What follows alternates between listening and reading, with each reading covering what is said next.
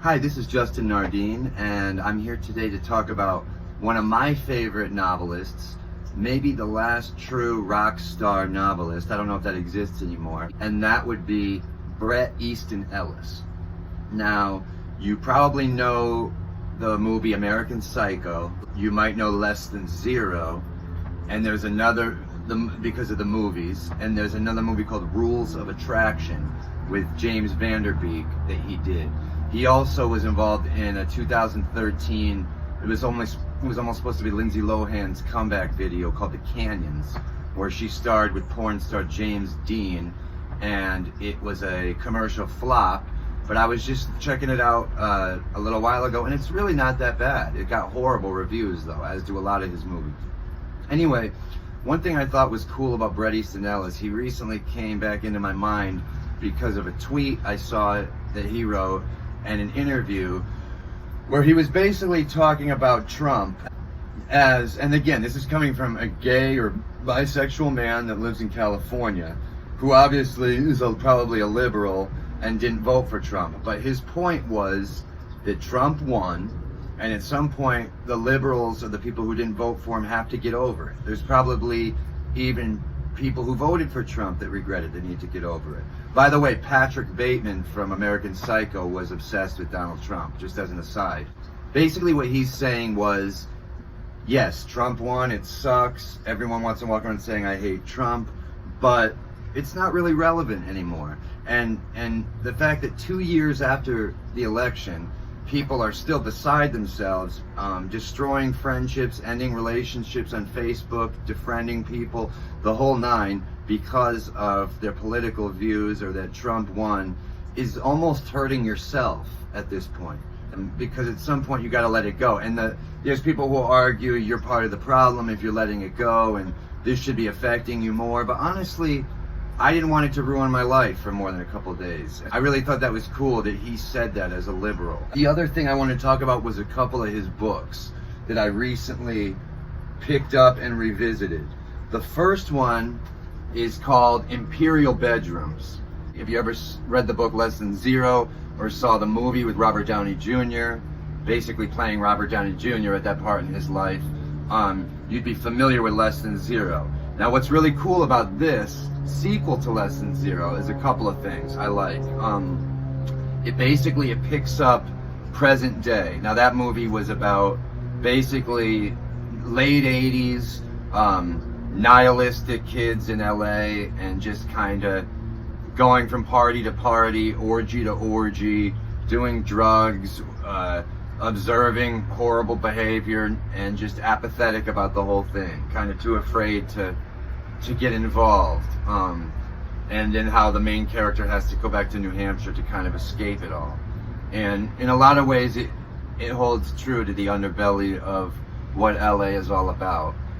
And what's cool, like I said, is if you were into that book, Imperial Bedrooms picks up 25, 30 years later with the same characters. So now they're not in college anymore, but they're in their 40s. And the main character is now a movie producer. Julian, who is played by Robert Downey Jr., is now running a high-end escort service targeting young actors, and the list goes on and on. It basically catches you up with all the characters from the first one and ties everything together. And it's a short read, really, for a novel. It is 169 pages. So for me, that's really good. I like quick reads, and I was able to fire through this in a matter of no time and found it very interesting. You get to see, like I said, you get to see what happens to Clay, Julian, Blair, Rip, all the guys from the first one. And the second book I wanted to tell you about is Watermelon. No, I'm just kidding. But I love watermelon too. The second book that I found to be really cool is this book called Lunar Park, also by Breteastonellis. Now what I like that he did here is, according to him, this started out as an homage to Stephen King, where he was trying to write a psychological kind of thriller horror. But what's cool is that he writes this book, I believe it's the only book he's ever written in the first person. So it starts off reading like an autobiography, where he talks about his life after becoming really famous, writing Less Than Zero and then American Psycho, and kind of all the problems he had with fame, basically, and what a mess he had become. And then now he's settled down with a fictional actress, and he's got a job teaching creative writing, and then weird things start to happen in his house. But what I like about it is, like what I'm saying, it starts reading as kind of a sensational autobiography, and then there's characters in it that are real characters, other writers he names by name, actors he names by name. Then there is fictional characters. There's like a young girl who's doing a thesis on him at his college. His wife is a fictional actor, even though it says in the book like she was tied up with Keanu Reeves. So it kind of weaves in and out of fiction and reality, and I really like the way he did this. And it's pretty scary too. Kind of like I said, terrifying, psychological thriller. And he brings old characters from other movies, random ones and not so random ones, back in this book. Like there's a detective that was from American Psycho that comes back, and it's a really cool book, Lunar Park. Now these are, I don't know, I think he's written about 9 novels, and these are 2 of them, and then I think his latest book is called White, and that's where I read that excerpt about Trump and kind of his take on how liberals should deal with it. And like I said, he made a movie called The Canyons.